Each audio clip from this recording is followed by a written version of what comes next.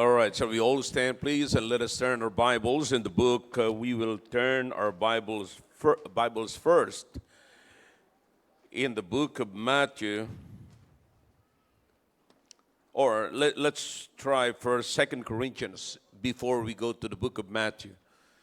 Sapagkat yung book of Matthew ay ito na po yung explanation, ito na po yung illustration na aking sasabihin po ngayon. Okay. 2 Corinthians chapter 5. Look in verse number 7.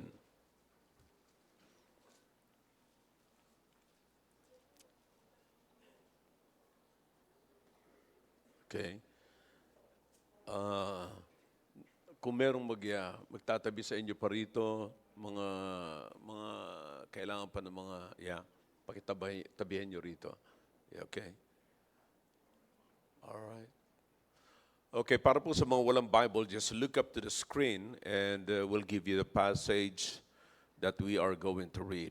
All right? 2 Corinthians chapter 5, verse number 7. Are you with me now? All right, here's what the Bible says. For we walk by faith, not by sight. We walk by faith, not by sight. Now, it is very important to understand how to walk by faith and why we should walk by faith. We are told and encouraged by the Apostle Paul not to walk by sight. In other words, do not live based on what you are seeing, but based on what you do not see, but exactly what you believe. Yan ho ang maganda. Okay? Yan ho ang dapat po natin panampalatayanan o pamamaraan ng ating pamumuhay. Okay? And later on, I will bring you to the book of Matthew, and there's an illustration there, and the Lord Jesus Christ is telling his disciples about the importance of living or walking by faith. Okay? It is very important. Later on, I'll give my words for that, and the message about walking by faith. Okay? All right, let's bow our heads for prayer. Father, we thank you for this passage that we have just read. Again, oh God, there's a lot of people who knows about faith, but they just don't know how to live by faith. They don't know how to do it. They don't know how to obey and your word is, oh God, to trust your word. Help us to understand it this morning, oh God. Please use me once again and make me a blessing to your people this morning. There's nothing, oh God, as we know, that can please you other than living by faith. So please help us to understand your word. In Jesus' name, amen. All right, thank you. You may be seated in the presence of our God. Okay? All right, follow me carefully, brethren. And many times I already explained to you, you heard me preach about faith, and it is defined in the book of Hebrews. Okay? It is defined in the book of Hebrews chapter 11. Okay? Faith is believing what you do not see. But there's a basis for that. No? Hindi po to magic. This is not a magic. This is no fantasy. So this is reality. Okay? This is reality. So kaya meron po tayong bibigyan ng punto rito, mga kapatid, patungkol po sa pananampalataya. Okay? Well, I'm going to give you some points about that and the illustration in the Bible. See? So we are admonished and encouraged to walk by faith. Pag sinabi pong walking by faith, it means living by faith. Okay? Mamumuhay tayo sa pananampalataya. Faith is the evidence of things not seen. Okay? So you know that in the book of Hebrews chapter 11. Okay? Now, Maliwanag po yan, mga kapatid. And by faith, God is pleased. Okay? If you live by faith, kung tayo po'y mamumuhay sa pananampalataya, doon po naniniwala na natutuwa ang Diyos. Because if you live by faith, you are fully trusting God's words. God's word. Okay? But the problem here, brethren, is this. Sometimes we do and sometimes we don't. Now, what is causing us not to walk by faith? You see, and what is causing us also, what is pushing us, what is encouraging us to live by faith? Because sometimes we do it. We live by faith, but sometimes we don't. Now, why is it? Is there was there a time in your life that you weigh it, tinimbang-timbang po natin, and why we don't live by faith and why we live by faith? Sometimes we don't, sometimes we live. You see, why is that? Now, let's take a look to this example in the book of Matthew. In the book of Matthew chapter 8, okay? You turn your Bibles in the book of Matthew chapter 8, and there is a story here, brethren. And I want you to look at it, and I want you to see the disciples of the Lord Jesus Christ. All right, beginning from verse number 23. All right, Matthew chapter 8, beginning from verse number 23. If you are with me, say aloud, amen. All right. And when he was entered into a ship, his disciples followed him. And behold, there arose a great tempest in the sea. Now notice that if you have a marker, mark that word great. All right? Because in this story, in this context, you will see the word great twice in this context. All right? And then the Bible says, in so much that the ship was covered with waves, but he was asleep, referring to the Lord Jesus Christ. You see? And his disciples came to him and awoke him, saying, Lord, save us, we perish. And he saith unto them, why are ye fearful, O ye of little faith? Then he arose and rebuked the winds and the sea, and there was a great calm. Notice the word great again. Okay? Nung una, binanggit may great din po doon sa verse number 24, and now in verse number 26, we have another great here. Okay?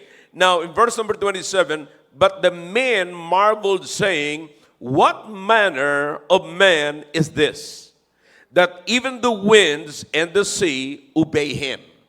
So actually, that's the title of the message, what manner of person he is. What manner of person he is. Was he or is he worthy to be trusted? Siya ba ay karapat-dapat na pagkatiwalaan? Kinakailangan mo bang ilagay ang iyong pananampalataya sa Kanya? Alright? That's the question. But based on this story, brethren, it didn't go that way. Okay? Magkaiba po yan, mga kapatid. Notice what the Bible says here. And when, verse number 23, and when he was entered into a ship, his disciples followed him. In other words, this people, or this group, mga kapatid, the group of the Lord Jesus Christ, was about to move to other side of the sea. We call it the Sea of Galilee. Ang Sea of Galilee, there are many names. Sometimes they call it the Lake of Kinneret. Maraming tawag po yan, mga kapatid. Kanya-kanyang tawag lamang po sila. Yung natives, iba rin po ang tawag nila. But based on the context, it is called the Sea of Galilee. But actually, it's a lake, mga kapatid. It's not a big lake. It's a small lake. And based on my research, it is just 13 miles long and that is 21 kilometers long, and like 7 to 8 miles wide. So that is 13 by 18. No, ganun lamang po kalaki yan. Actually, mga kapatid, ang Taal Lake is 1.5 bigger than the Sea of Galilee. All right? So based on my research, okay? And mahirap, natagalan lang ako sa pagsukat, mga kapatid. But hope you're still with me. Okay? Now, sabi ng Biblia, so ito po ay maliit lamang po, mga kapatid. But the Bible says, the cause of the turbulence is very rare, mga kapatid. Napaka bihira to. Bihira itong pangyari because the Sea of Galilee is like 700, almost, it's like 690 below sea level. And it sits, it is surrounded by mountains. Pagkatataas ang mga bundok, and then meron pa pong tinatawag na mga na hills, no, on the other side. So, iba't iba. Ngayon, ang nagiging cause ng turbulence is yung hangin, malamig na hangin, the cold wind that comes from the mountains and goes to the sea, at sinasalubong po nila yung warm water na nanggagaling po doon sa sea. Kaya pag nagtagpo po sila, nagkakaroon po ng turbulence. Nagkakaroon ng, ito yung sinasabi ritong great tempest in verse number 24. So, they were about to cross to the other side. Kaya sinabi ng Panginoon sa kanila, dito sa mga disciples niya, let's go to the other side of the sea. Okay? And then while they were on their way, you see two groups of people here. One is his disciples, which are the screaming disciples. And now we have also the sleeping Savior. Okay? Now, the first group is the what? Screaming people. Screaming disciples. And the other one, we have the Lord Jesus Christ, the sleeping Savior. All right? Now, so makikita mo, but the point is, both of them are in one boat. They are in one boat. Okay? Parehas they're screaming, and the other one is sleeping, but they are still in one boat. Okay? Nandun pa rin sila sa isang boat, mga kapatid, sa isang bangka, sa isang boat, na sila yung magkakasama po doon. At nung dumating po ang hangin na ito, sila po ay kinabahan. Sabi nila, pambira, mamamatay na tayo rito. But I want you to understand that these disciples, those that are with the Lord Jesus Christ, they were fishermen. They used to Nandun po sila. They're natives of Galilee. They were born there. And they know where the rocks are. Alam nila kung saan yung pathways. Alam nila kung saan sila. Alam na nila lahat yun. Alam nila nandoon, mga kapatid. And imagine, they were expert fishermen. But in this time, they were asking the carpenter what to do. You see, mga expert fishermen sila, expert sila sa tubig, mga kapatid, pero nung dumating ang bagyong ito, kapatid, ang problema nila, tatanong sila sa karpintero. You understand what I'm saying? So, listen, I'll get back to this, pero pinapaliwanag ko lamang po sa inyo, na kung tutusin, kapatid, kasi madali nilang paalasahin, nung hangin, madali nilang buhatin yung tubig because the water is just, it's almost like 200 feet deep. So hindi ka anong malalim, mga kapatid. Kaya pag may hangin na nagsasalubong, talagang magkukos talaga ng turbulence. Magkukos talaga ng malakas na ipo-ipo, mga ganun, kung anong gulo sa tubig. Pero, again, etong mga taong ito, kasakasama na ito ng Panginoong Jesucristo. Actually, these disciples, they were with the Lord Jesus Christ. And if you are going to read again this chapter, the chapter of Matthew chapter 8, if you will start from verse number 1 hanggang sa makatapos mo ang buong chapter ito, you will find out that they were with the Lord Jesus Christ when the Lord Jesus Christ healed the sick. Okay? May tatlo ritong ginawa ang Panginoon. One is the one with leprosy. Sick of leprosy. Okay? The second one is one with the mother-in-law of Peter. Okay? Sabi ng iba, kaya nga si Peter, wala daw asawa si Peter. May mother-in-law. Walang papayag na walang asawa, pero papayag siya na may mother-in-law. You see? So, you cannot do that. Okay? Now, you cannot accept that. No? You cannot accept that you have no wife but you have one mother-in-law. Man, hindi mo matatanggap yan. All right, and the second one is this, okay, one with leprosy and the other one is sick with fever. That is the mother-in-law of Peter. And the other one is the possessed, demon-possessed. So tatlo po yan. Now, the reason why I'm telling you this, because sa future, magiging problema po nila ito. Naging problema nila. Alright? Look at this. And then, sabi ng Biblia, sa baba na po ito, kasunod na ng pangyayari ng tatlong ito. Alright? Let me review. First na may sakit. Ano yung sakit? Leprosy. Nakita nila na ang Panginoong Kristo nagpagaling. They saw the Lord Jesus Christ healed the man with the leper. Okay? The second one, and he saw, they saw, the disciples saw, the same disciples that was with the Lord Jesus Christ, or were with the Lord Jesus Christ when they crossed the sea, the Sea of Galilee. Okay? I hope you're following me. Okay? Yun po yung mother-in-law, may fever, na pinagaling ng Panginoong Kristo na mother-in-law ni Peter. The third one is demon-possessed. Okay? The demon-possessed. Okay? So, tatlo ho yan. Mahalaga po na malaman niyo yung tatlong yan. Kasi, pagdating dito mga kapatid, alright, they saw the power of the Lord Jesus Christ to heal the sick and to cast out the demons. And they all see that, and they believe it.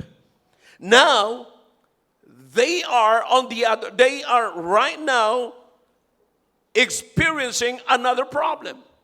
Ano po yung problema nila mga kapatid? Verse number 24, a great tempest in the sea.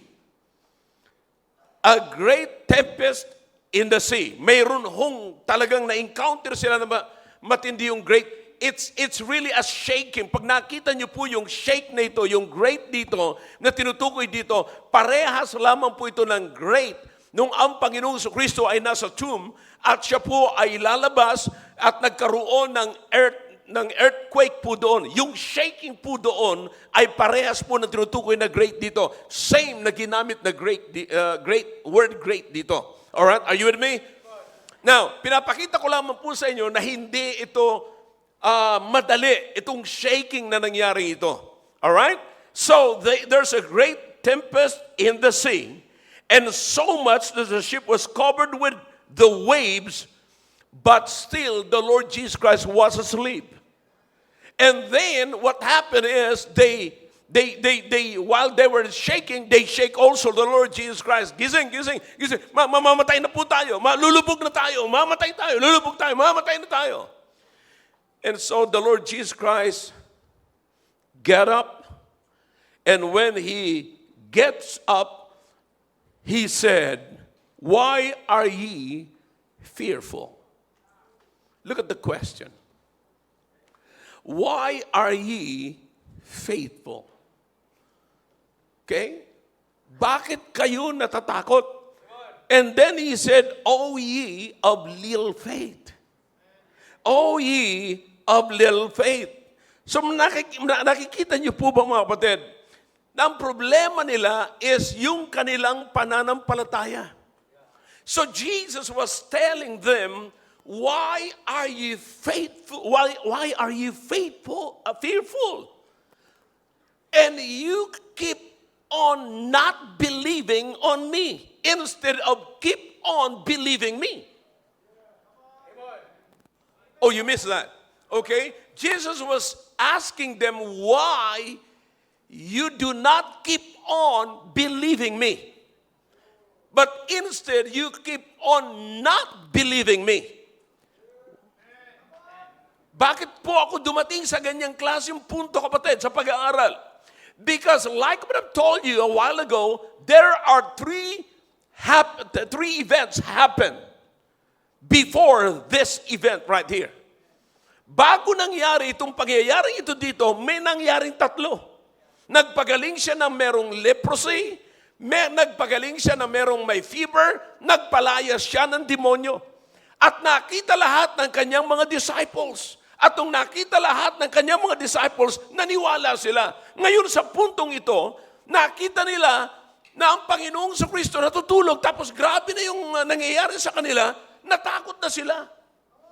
Nasaan yung nakita nila? Nasaan yung punto, yung time na nakita nila na ang Panginoong Kristo nagpalayas ng demonyo? They saw the power of the Lord Jesus Christ. They saw the lordship of the Lord Jesus Christ. Actually, that's the main thing here. The lordship of the Lord Jesus Christ.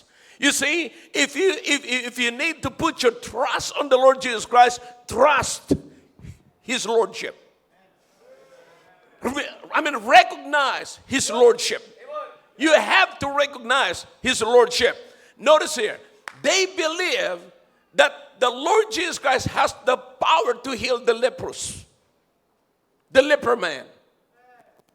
They believe, they saw it, that the Lord has the power to heal the fever of Peter's mother-in-law. They believe that Jesus is the power to cast out demons. But in this case, they stop believing that the Lord has the power to control the nature. Yun doon ako nagkaroon ng problema, mga kapatid. You see that? Now, kaya nga po, when they stop believing, ano na po ang kanilang in-apply? Bumalik na po sila sa dati nilang paniniwala. Sa dati nilang kalagayan. Ano ho yung dating kalagayan nila? Matatakutin. Ano yung dating kalagayan nila? Nagtitiwala sa sarili. The reason why they are afraid of what's going on, because they're trusting themselves.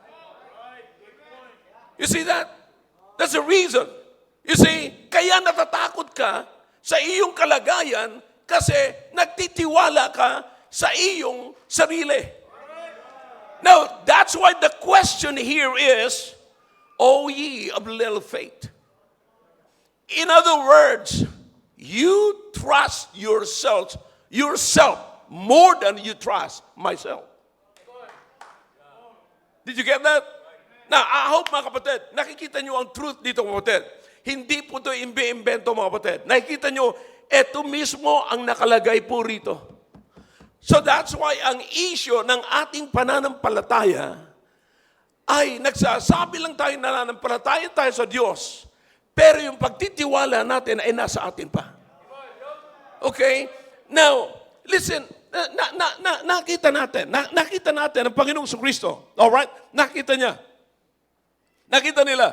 Pinagaling yung leprous. Yung taong merong leprosy, pinagaling niya. Yung mother-in-law ni Peter, pinagaling niya. Yung demon-possessed was healed. He cast out demons. Nakita lahat po yun ng mga, sabi niya, oh wow, yeah. Alam niyo kung bakit? Madaling maniwala. Kasi wala pa sila doon sa mga pangyayari. They are not the demon-possessed. They are not the sick of leprous. They are not the sick of fever. Hindi sila yung may fever, hindi sila yung demon-possessed, kaya madali lang paniwalaan.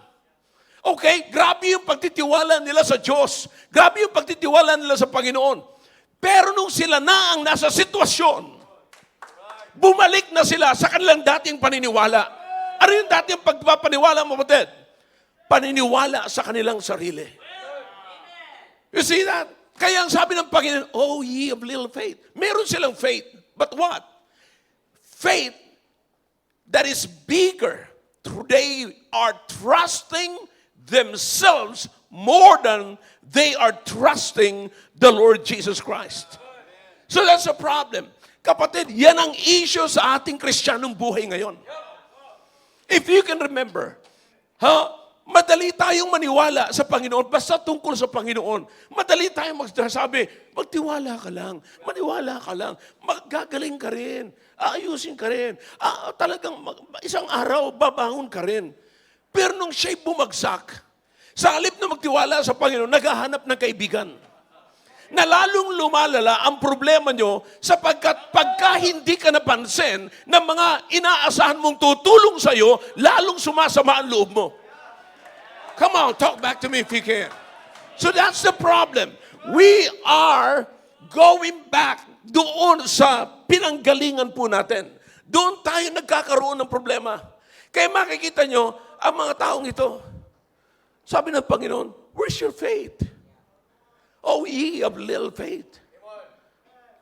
You're trusting, you're putting your trust to yourself. Knowing that you cannot trust yourself. Because if you can trust yourself, you will not be afraid. You see? Now listen, gaano nila pinagkakatiwalaan yung sarili nila?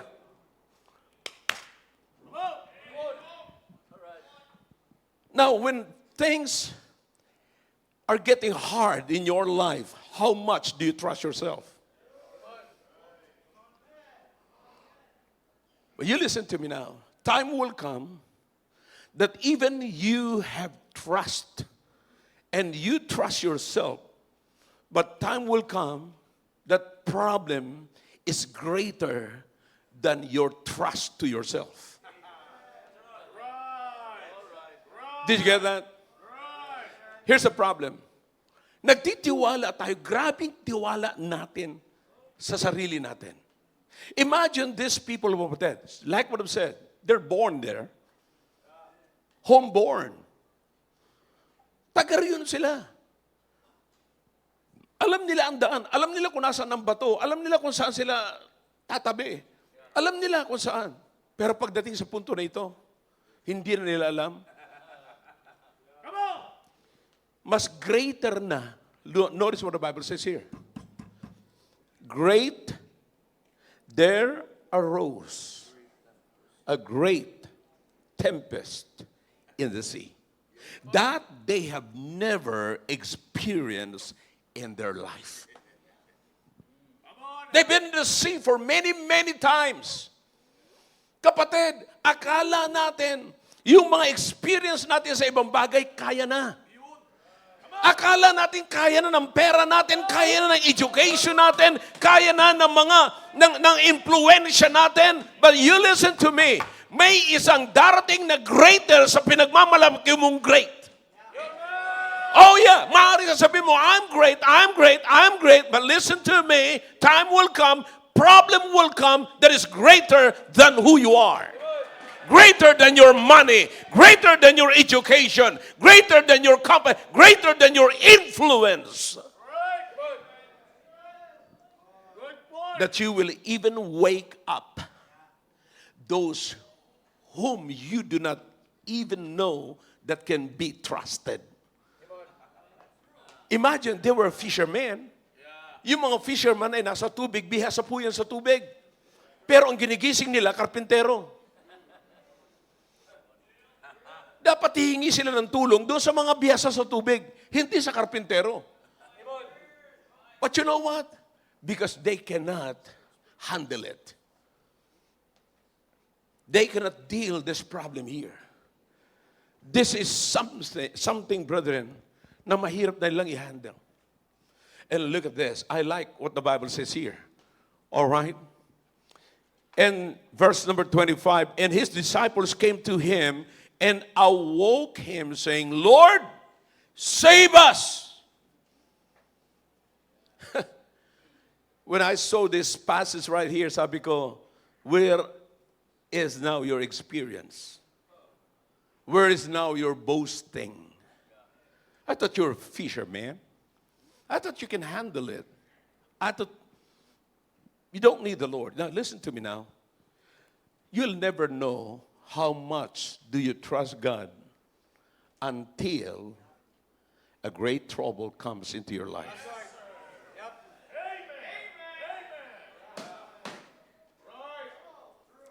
a smooth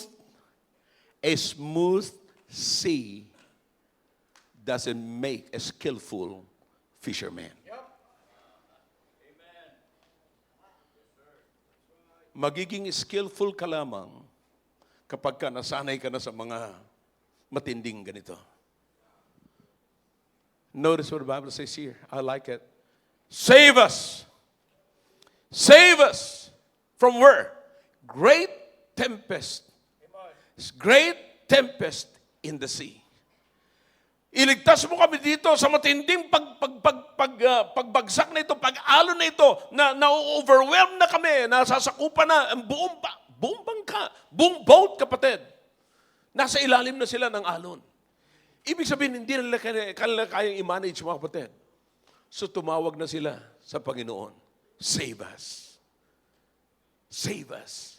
Pero sagot sa kanila ng Panginoon, ba't kayo natakot? Para naman tayo magkaiba ng sinasakyan. Nawala na, alam niyo kapatid, kapag ka maliit ang pananampalataya mo, liliit na rin ang idea mo. Hindi pa nila naiisip na pagka lumubog yun at malulubog sila, lulubog din ang Panginoon. Nasa bangka rin siya eh.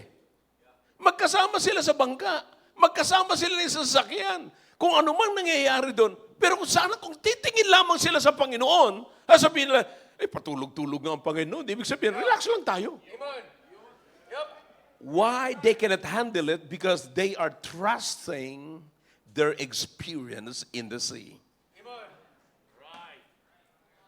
And notice, when the Lord Jesus Christ took over, actually that's the very purpose of the book of Matthew, kapatid. Matthew wants to see the humanity, wants to show us the humanity of the Lord Jesus Christ, but he will also wants us to see the lordship of the Lord Jesus Christ. Amen. You see, nandoon yung kanyang humanity, pero nandoon pa rin yung kanyang lordship. Ibig sabihin, you can still trust him. You can still trust him. So what happened now is this. Notice what the Bible says. O ye of little faith, then he arose.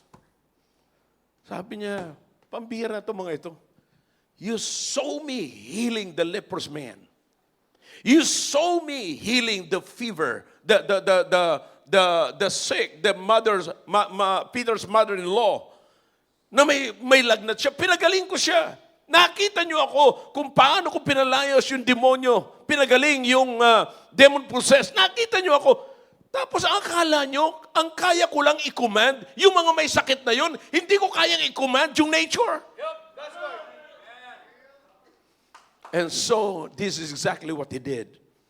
He said, then he arose and rebuked the winds and the sea, and there was a great calm. Compare this great calm to the great tempest. Yep. Here we go. Come on. Gaano man kagrabe yung tempest, mga kapatid. Kung gaano ka-great yung tempest, ganun din ka-great yung calm. Hindi niya pinahinalang, kapatid. Hindi niya pinahinalang. Tinumbasan niya yung great. Amen. Tinumbasan niya. Kapatid, if we can only put our trust, that's the time when he saw the great tempest that the disciples cannot control anymore, then they wake up the Lord Jesus Christ. They shake the Lord Jesus Christ. Gising, gising, gising, gising. Mamamatay tayo, lulubog tayo, lulubog. But you know what? Sabi ng Panginoon, that's the time, listen carefully, nakita nila that they cannot trust themselves anymore. We have experienced this. May experience na kami. May experience kami sa dagat na ito. Pero ito kakaiba ito. Okay? But this is the time that we cannot control anymore this situation and we cannot trust ourselves. And so that's the time that they put their faith on Jesus. That's the reason why they woke up the Lord Jesus Christ. Ginising nila ang Panginoong Kristo kasi hindi nila mapagkatiwalaan sarili nila eh. Okay? Now listen, doon sila nagtiwala sa Panginoong Kristo. Sabi nila, alright, mamatay na kami. Ngayon nakita nila. Notice what the Bible says here. Alright? A great calm. A great calm. Kani-kanila lamang, nagtataka sila, grabe ang pagano nila, grabe ang takot nila. Why? Because of the great tempest. Ngayon nagtataka na sila kung bakit the great calm. Ano to, panaginip lang? Ano itong nangyaring ito? Now listen, let's learn from this. Do you understand that if you can only trust, give your full trust to the Lord Jesus Christ, do you understand what's going to happen? You see, a great calm. And they said, what manner of person of man he is, that even the winds, the nature obeyed him. Ibang klase ng tao ito. And notice here, sana ho makita po natin kung ano ang dala-dala ng Panginoong Jesucristo sa atin. Just like these disciples. Nakita nila na kayang magpagaling ng Panginoon na may sakit, na may lepros, kaya niya magpalayas ng demonyo. Pero hindi man lamang nila inisip na kaya ng Panginoon mag-control ng nature. But this time, pinakita sa kanila ng Panginoon yung kanyang lordship. I am the Lord of all. I can control everything. You see, now they realize, ang katakataka sa kanila ngayon, ang punto ngayon is this. What manner of man he is? What manner of person is this that even the winds and the waves obeyed him? Now, hindi dapat nagtatapos dyan ang tanong, kapatid. Ang tanong ko ngayon, na nakita mo na lahat ng ganyan, kasi nakita niyo yung tatlo, hindi kayo nagtiwala. Ngayon nakita mo na that even nature obeyed him. Will you trust him fully? So that's faith, brethren. Faith is acknowledging what you see and believing what God says.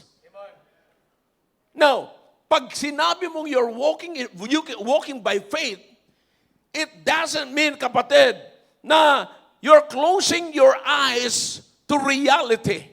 Now, hindi natin kino-close ang ating mga mata doon sa totoong pangyayari. Tinatanggap po natin yan. It is, walking by faith is opening your eyes to a higher reality. You see?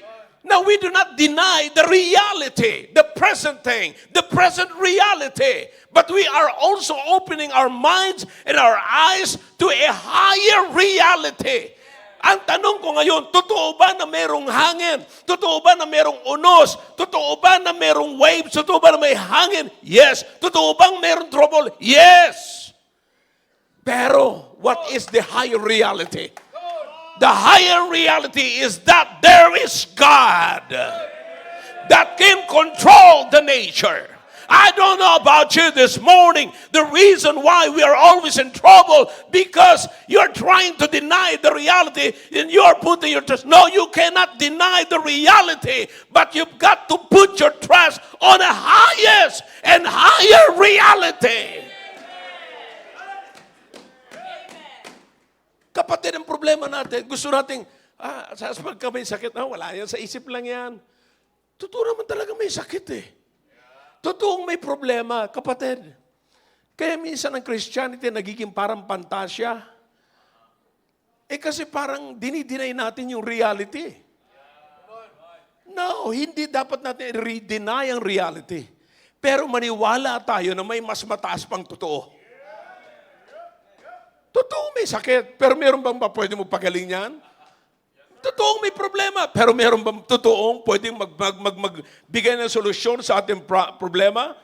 I'm saying problems are real. Challenges are real. But God's word is more real.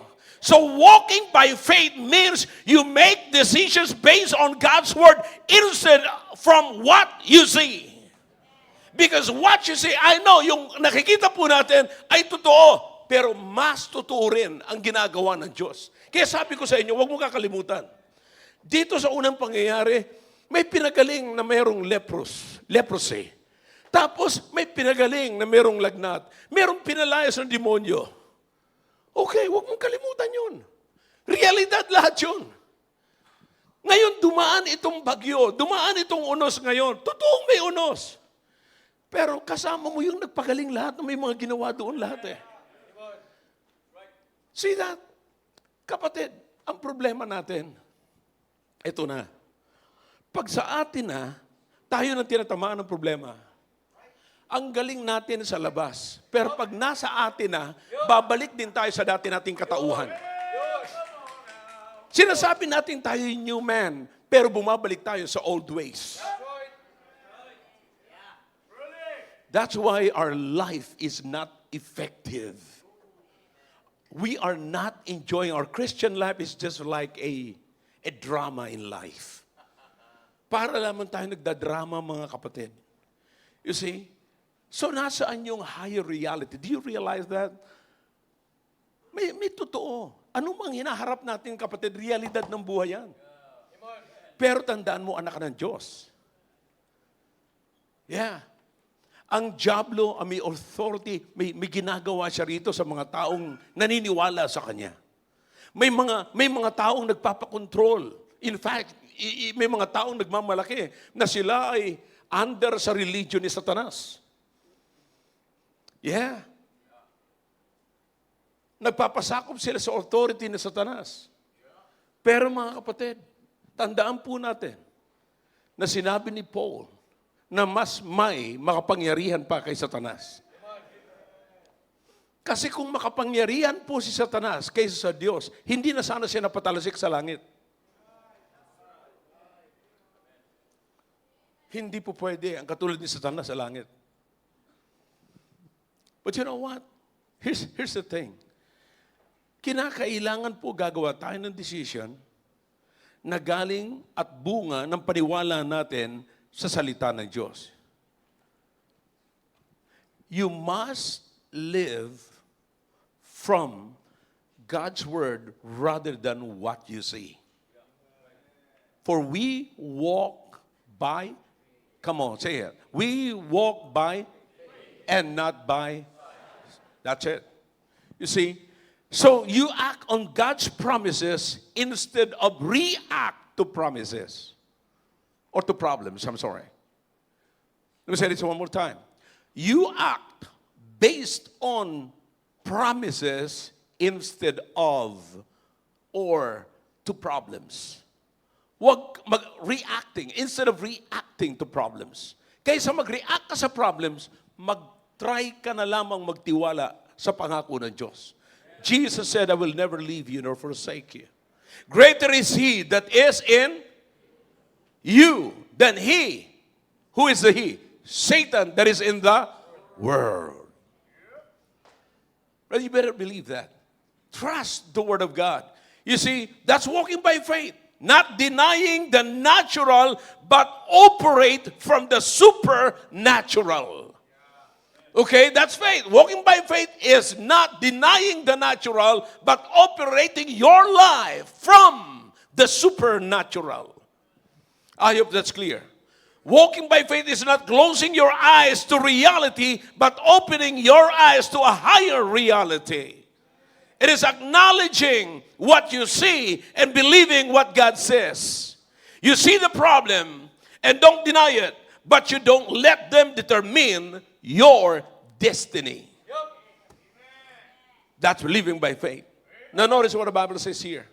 I like it. Sabi niya nagkaroon ng great tempest, pero tinapatan ng Panginoon ng great calm. Now, if I can do it, will you trust me? Will you obey me? So imagine, kapatid, kung ilang beses na nangyayari ito sa buhay natin, pero hanggang ngayon, bakit nagpa-falter pa rin? Maya-maya, grabe yung saya natin sa Panginoon. Maya-maya, wala na naman. Bakit ganun? Ha? Do you think na yung mga bagay na sinasabi mong kayang-kaya mo, kahit nakikita mong kaya mo, ikaw na talaga mag-control? You see? Now, how about kung may dumating na mas greater sa kakayanan mo? Doon ka lang ba magtitiwala sa Panginoon? Kapatid, hindi natutuwa ang Diyos sa ganyang klaseng Kristiyanong buhay. Magtitiwala lamang tayo sa Panginoon kung kailan kayang-kaya, kung hindi na natin kaya. At pag kaya natin, para tayong namumuhay na walang Diyos.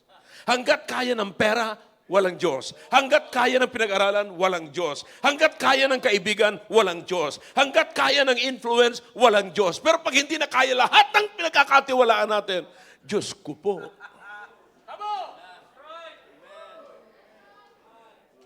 Yan ang dahilan kung bakit now you see, now you don't.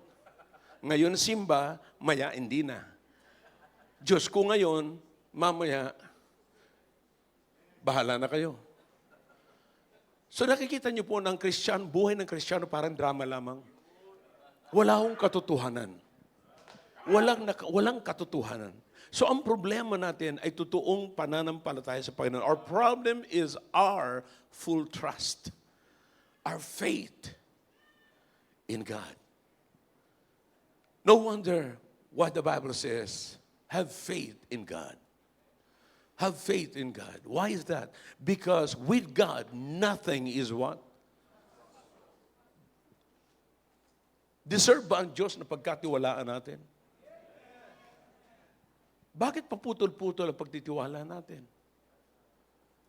See? Pagka medyo bata-bata pa, okay lang. Hindi ka pa nagnanalangin ng Panginoon, pagkalooban niyo po ako ng mga pangasawa. Kasi may pinagmamalaki ka pa, bata pa eh. Pero pag nag-alanganin na, Panginoon, pagkalooban niyo na po ako. Pero ang gusto ko siya. Pero pagka lumabas na sa kalendaryo, mga kapatid, nasabihin natin, Panginoon, kahit sino, please.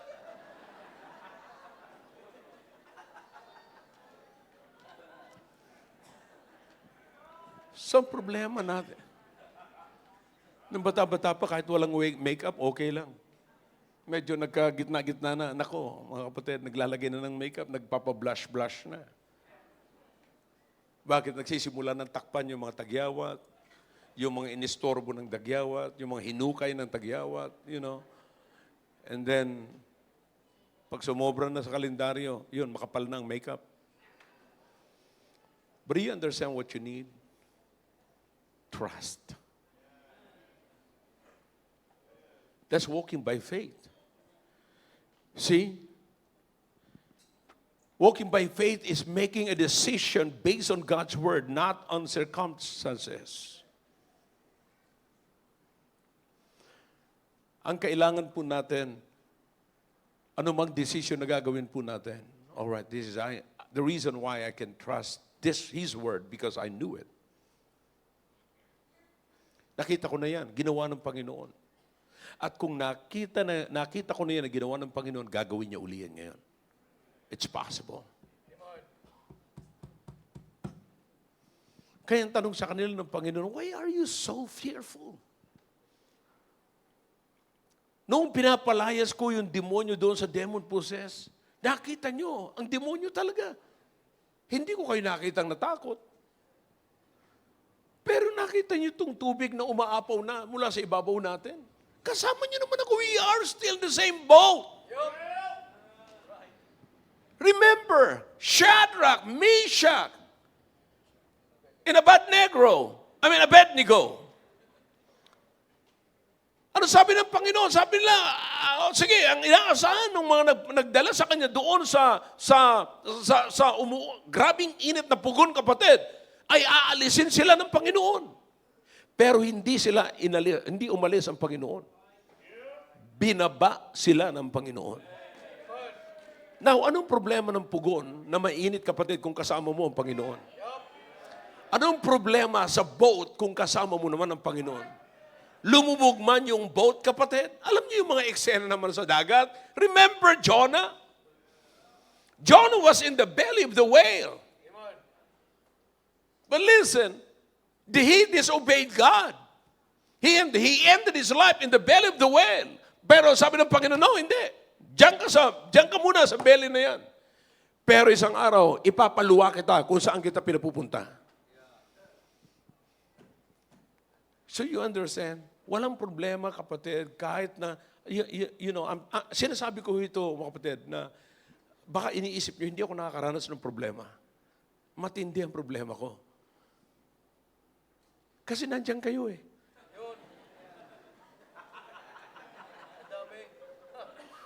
Do you think pag nakita ko na ikaw, Brother Delphin, hindi na mong problema ka makapag-asawa, hindi ko po problemahin yun?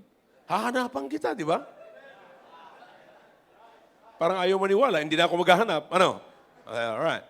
Now listen, pag nakita ko ang buhay ng isang kabataan na sinisira ng mundo, you think hindi ko problema yan? Problema ko yan. But you know what? You listen to me now. The good thing is, this is the church. This is the church of the Lord Jesus Christ. This is the boat.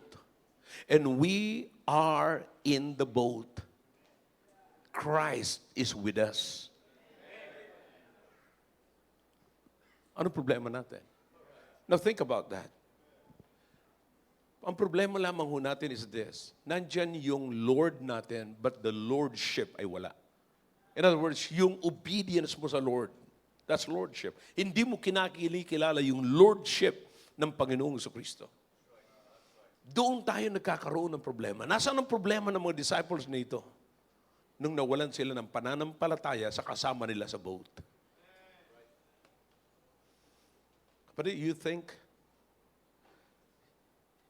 yung problema natin ay iiwanan tayo ng Panginoong Jesucristo pag may problema na tayo? Kung hindi tayo iniwanan ng Panginoong Jesucristo, mula doon sa... It was the Lord Jesus Christ who said, let's go to the other side of the sea. Come on. Sakay tayo para-pareha sa boat. Do you think papabayaan lang kayo ng Panginoon na malunod yan samantalang siya nag-iya? The good thing is this. Last point. When they cried for help, save us! Save us! By the way, yung sigaw nilang save us, nandun naman ang Panginoon sa mga malulubog. Eh kung malulubog talaga sila, kailangan din ng Panginoong Jesucristo maligtas. See that? Bunga ho yun ang kawalan ng pananampalataya. But anyways, ganito po yan. Maliit ang pananampalataya, sabi ng Panginoon sa kanila, thou of little faith. But God saved them from that great tempest anyway. Now, do you understand yung Lordship ng Panginoong Jesucristo? Nagaano man if you will just obey Him, if you will just put your trust in Him, whoever you are, and whatever situation you are in, God can still save you. Remember the Apostle Paul? Boy, I'm telling you, hindi ko talaga maintindihan yun. Sa totoo lang, ganun kagrabing kasalanan ni Paul, ganun katindi ang ginagawa ni Paul, but God saved him anyway. Niligtas siya ng Panginoon. Kapatid, do you understand? Gaano man ka-great yung ating pakangailangan, kapatid, God can restore us. God can save us. God can pull us out from where you want, but from where you don't want to be. God will pull you out para sa isang magandang kalagayan. Remember that. This is really walking by faith. What is walking by faith? All right. Trusting the Word of God in times of trouble. Now listen to me now. Listen to me. Ang tanong nila, what manner of person is this? Now, do you realize ngayong umaga, kapatid, kung anong klaseng tao, anong klaseng person ang Panginoong Jesucristo na siyang tagapagligtas natin, na siyang sinasamba natin? Anong klaseng person? Do you realize that?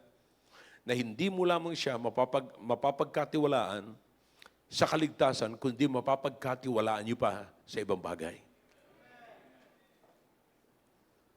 Think about that this morning. Niligtas tayo ng Panginoon sa matinding kapahamakan sa impyerno. Hindi ba kayang ayusin ng Panginoon yung problema natin sa pamilya natin? Anong katumbas ng great tempest? Great calm. The shaking was over. Time will come that the shaking of your life will be over if you will just put your trust in Him. Obey His Lordship. What manner? Kung tatanungin mo ngayon, uuwi kayo ngayon mga kapatid, anong klaseng persona itong pinagkatiwalaan ko na iligtas ako ngayon sa impyerno? Can He still save me? Can He still give a solution to my problem? Can He still provide what I need? What manner of person He is to you this morning? Sa mga bisita po namin ngayon, what manner of person is He to your life? Christians, what manner of person He is in your Christian life? Young people, what manner of person He is in your life? At your age, can He help you? Anong klaseng buhay ang pwedeng i-offer sa atin ng Panginoon if we will just obey His Lordship? If we will just obey His Lordship, anong pwedeng i-offer niyang buhay sa atin? Think about it this morning. Am I clear to you? What manner? Yan ang ulit-ulitin nyo sa isipan ninyo. Remember, He come. Jesus did not only come or gave a great come to the winds and to the waves, but He gave a great come to the screaming disciples. Sa totoo lang mga kapatid, pag may problema tayo, hindi nyo magugustuhan ito sasabihin ko sa inyo, pero itong totoo. Mas madali pa sa Panginoon na pakalmahin niya yung troubled sea kaysa sa troubled you.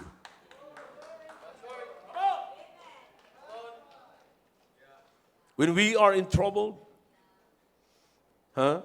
it would be easy for the Lord to calm the troubled sea than the troubled Christian.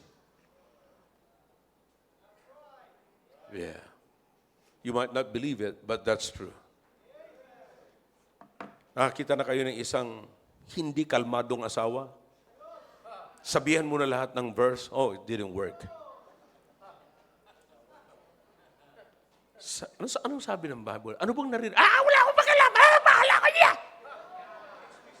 Alam mo, kailangan lang magsimba tayo. Kayo na lang magsimba! Iyon na yung simbahan mo!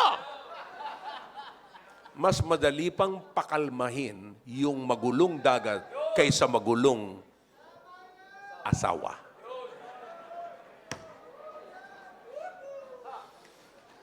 Mas napakalma niya pa. Nakuha ko yata yung gising nyo doon. Mas madali pang pakalmahin, patahimikin yung demon possessed kaysa troubled na asawa.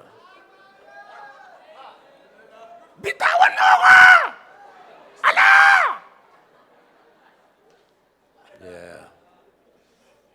Yeah. So brethren, what we need is trust the Lordship of the Lord Jesus Christ. He can control everyone. He can control everything. If He can control the nature, He can control you. He can control your troubled husband. He can control your troubled wife. He can give a solution to the family problems. He is the answer. If somebody asks you, what manner of man is this? He is the answer.